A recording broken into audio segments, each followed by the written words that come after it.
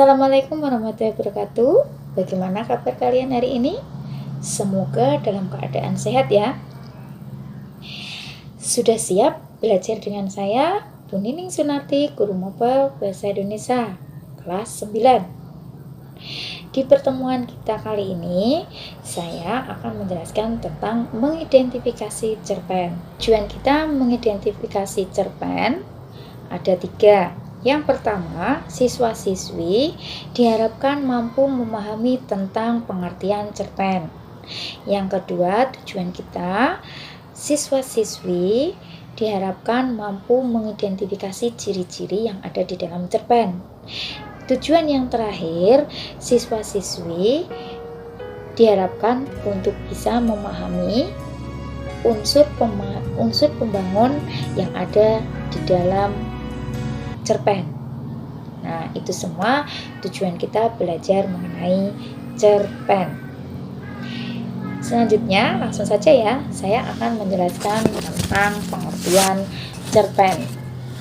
Cerpen termasuk ke dalam karya sastra, yaitu karangan pendek yang bentuknya prosa dan disampaikan secara narasi. Biasanya waktu yang digunakan untuk membaca cerpen sekitar 10-30 menit. Sudah jelas tentang pengertian cerpen ya?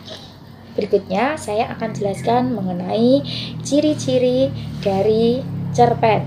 Ya, ada 5 ciri yang akan saya sampaikan. Yang pertama, alurnya sederhana. Biasanya kita sebut sebagai alur tunggal.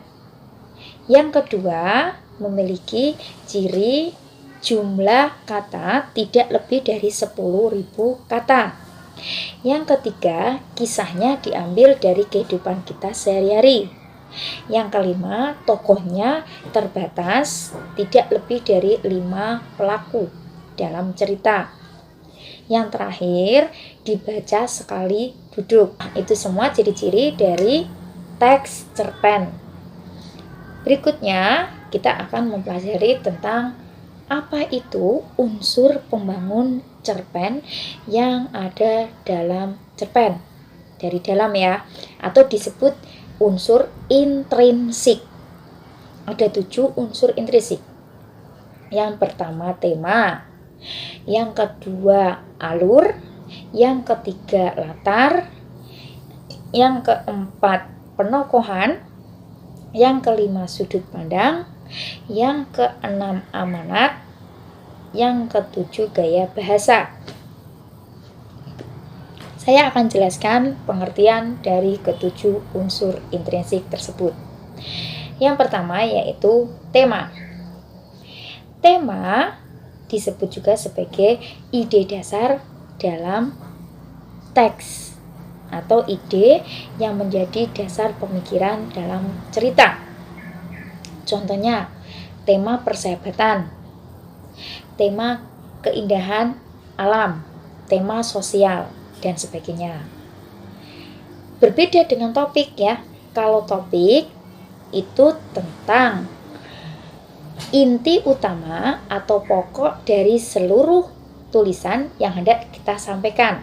Contohnya, kalau temanya tentang keindahan alam, maka topiknya keindahan alam Pantai Kartini.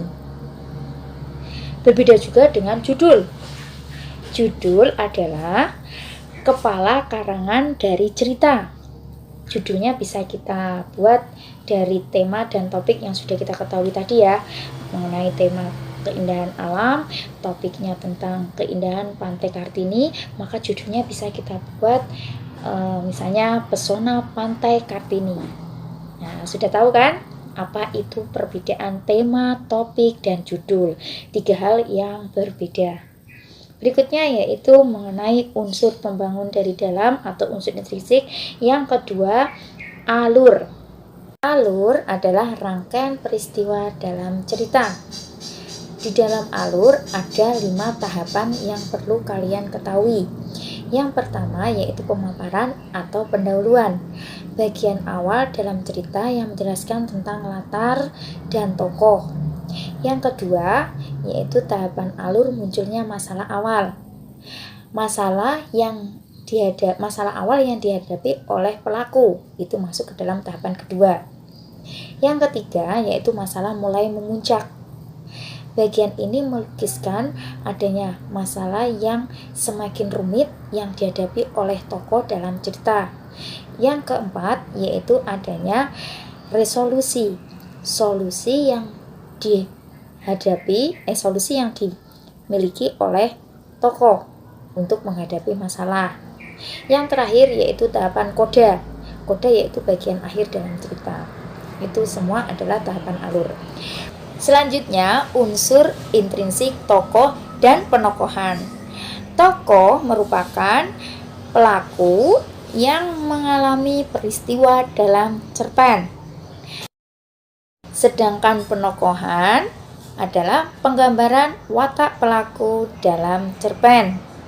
Ada dua jenis penggambaran watak pelaku dalam cerpen, yaitu penggambaran watak pelaku secara langsung atau sering kita sebut sebagai analitik. Yang berikutnya jenis penggambaran watak pelaku secara dramatik, yaitu pengarang tidak secara langsung menampilkan watak pelaku dalam cerita. Ada beberapa langkah yang perlu kamu ketahui untuk dapat menyimpulkan secara tersirat penggambaran watak pelaku dramatik. Yang pertama, dialog antar tokoh. Yang kedua, tanggapan tokoh lain. Yang ketiga, tingkah laku tokoh atau perbuatan tokoh. Yang keempat, pikiran tokoh itu sendiri dan lingkungan. Nah, berikutnya kita akan beralih ke unsur intrinsik sudut pandang. Sudut pandang ialah cara pengarang menampilkan pelaku dalam cerita. Ada 4 sudut pandang yang perlu diketahui. Yang pertama yaitu sudut pandang orang pertama pelaku utama. Yang kedua, sudut pandang orang pertama pelaku sampingan. Yang ketiga, sudut pandang orang ketiga serba tahu. Dan yang terakhir, sudut pandang orang ketiga terbatas. Kita langsung saja sudut pandang orang pertama pelaku utama, yang mana pengarang seolah-olah terlibat dalam cerita. Pandang orang pertama pelaku sampingan. Di sini pengarang hanya menjadi pelaku sampingan saja. Selanjutnya, sudut pandang orang ketiga terbatas atau pengamat. Pengarang menampilkan pelaku dengan melukiskan apa yang dilihat, didengar, dialami, diperkirakan, dan dirasakan oleh tokoh cerita, namun terbatas hanya pada seorang tokoh saja. Selanjutnya yaitu sudut pandang orang ketiga serba tahu.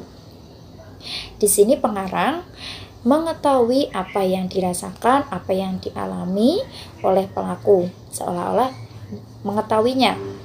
Selanjutnya yaitu unsur intrinsik latar, tempat, waktu, suasana terjadinya dalam cerpen. Unsur intrinsik yang berikutnya yaitu gaya bahasa atau majas, yaitu penggunaan bahasa yang menggunakan makna kias. Yang terakhir, amanat. Amanat yaitu pesan yang disampaikan pengarang kepada pembaca. Nah, demikian yang dapat saya sampaikan. Semoga pertemuan kita di sini bermanfaat.